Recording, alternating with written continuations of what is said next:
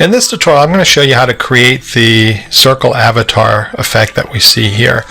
Now, I had these vector shapes, and I was looking at those and thought that they would really make some nice layouts for an e-learning course. So I went ahead and created a template for you. So I've got the, if we look at this, you can see there's different layouts. They're all on the master slide, so you've got some layouts to play with, and then you can always make your own from that. But they're all kind of hinged on this idea that you have this kind of avatar that kind of extends outside of the shape. So let's go ahead and figure out how do we create that effect and then work with the template that we have.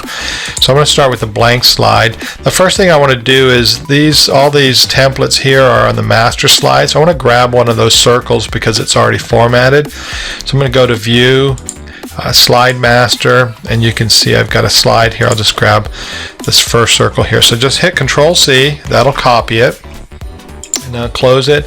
On a blank slide, I'll do Control-V, that pastes it. I'm just going to move it over. The only thing I'm concerned about with this is that it has a background color or fill color, and it has the outline border and shape that matches the template. So we're going to use that for easy formatting. So now what I want to do is insert a character, and this effect is basically built on two characters. So one image, one character becomes your shape, so it becomes a circle with the border, and then the other image is placed on top of that, and then you crop it so it looks like it's extending outside of the shape. So let's go ahead and insert a character. So I'm going to go to Articulate. You can choose whatever characters you have. What I look for is I'm going to do a full body pose, and I always kind of look for poses like this where there's something sticking out, right? So it looks like, you know, the head or arms or whatever sticking out. So it kind of works with that that circle look. So I'm going to insert this, and I like to do the full body because it gives me more options for cropping. Now, you can scale the character up. It really doesn't matter because you can fix all that later. The key, though, is once you've got your character sized right, you don't want to mess with the sizing of the character until you're all done. The other thing you'll notice, this character came in with a drop shadow, so we want to turn that off because when you stack the characters, you don't want a drop shadow. Otherwise, you'll see where the seam is, where they're cropped. So let's go ahead and go to Format. We're going to go to Picture Effects, Shadow, and we'll say no shadow. Okay, so I've got my character. I'm going to duplicate. I just hit Control. You see my cursor turns into a little plus. I'm going to drag it, and now I've duplicated the character. So this one will be our shape character, and this one will be our extend outside the shape character. So I grab my character. Now in PowerPoint you can crop to a 1-to-1 aspect ratio, or you can crop 2 aspect ratios. A circle is a 1-to-1 aspect ratio, so we're going to crop to that. So we're going to select your character, go to crop, and then you see crop to aspect ratio, and you have 1-to-1. And now you can see it's just selecting the center of the image. What we're going to do is we're going to crop it up, obviously, where the head's at. Now, something to keep in mind, you have these anchor points here for cropping at the corners. If you hold the Shift key down and you drag it, you can see, oops, I'm not holding the Shift, I was holding Control. If you hold the Shift key down, you can see the square is retained, so that 1-to-1 aspect ratio is retained.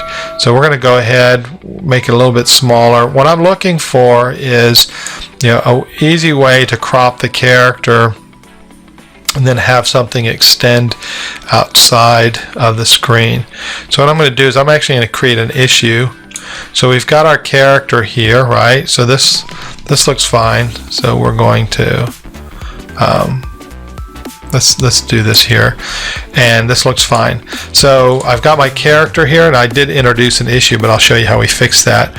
I've got my character. Now what I want to do is a 1-to-1 aspect ratio, so I can crop it to a shape. So we're going to crop to shape. We're going to choose oval, and that's going to make a perfect circle because we're at a 1-to-1 aspect ratio.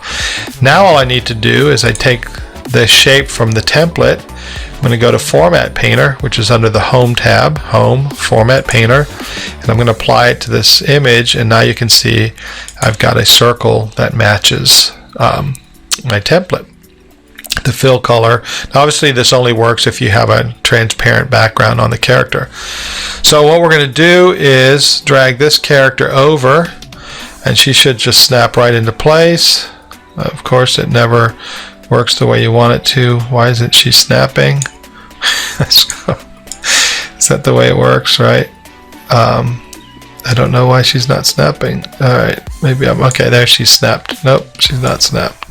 Alright, we'll assume that snapped into place. Okay, so we've got our character here, and I want to crop it so it looks like she's extended out. Now you can see the issue I introduced was her elbow, because I can take this character, I'm going to go to crop, and when I crop her, you can see what I want to do is crop it so I'm cropping into the inside of the circle, right?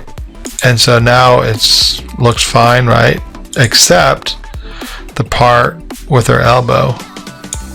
Right, her elbow doesn't look right, and so then I'd have to fix that. So we're going to fix that. We're just going to move this one out of the way. We can come over here, grab our circle shape. We're going to crop that, and you can play around then with the cropping. Again, hold the shift key down and you can extend that circle, and you can play around with the cropping. So I might do something like this where I don't have to worry about the elbow being on the cropped area. So now I've got my character. I can bring it in here.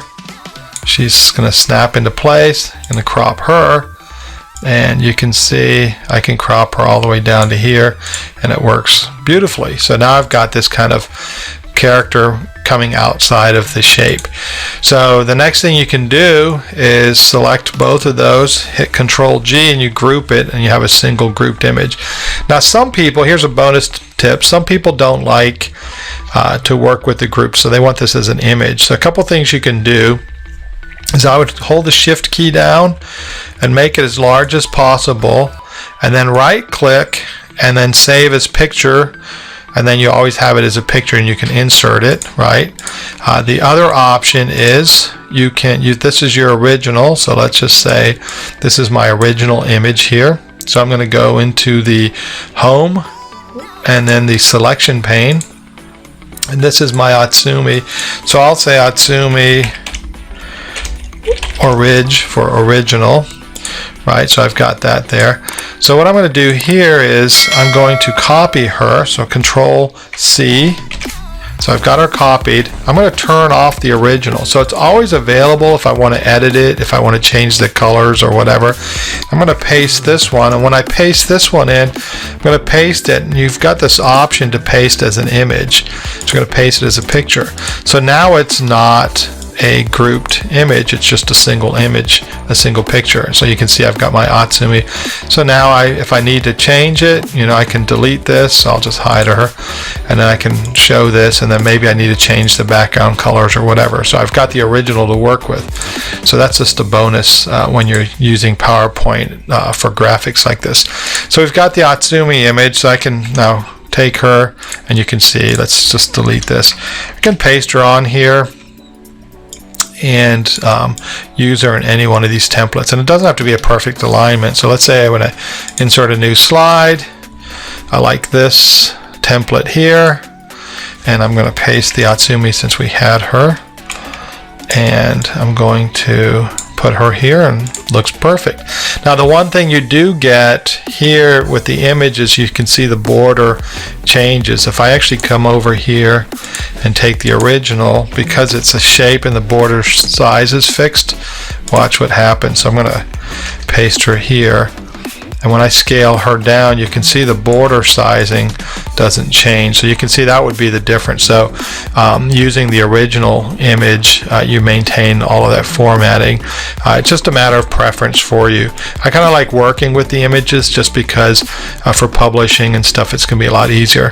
But anyway, 2 ways to do that, and hopefully that helps.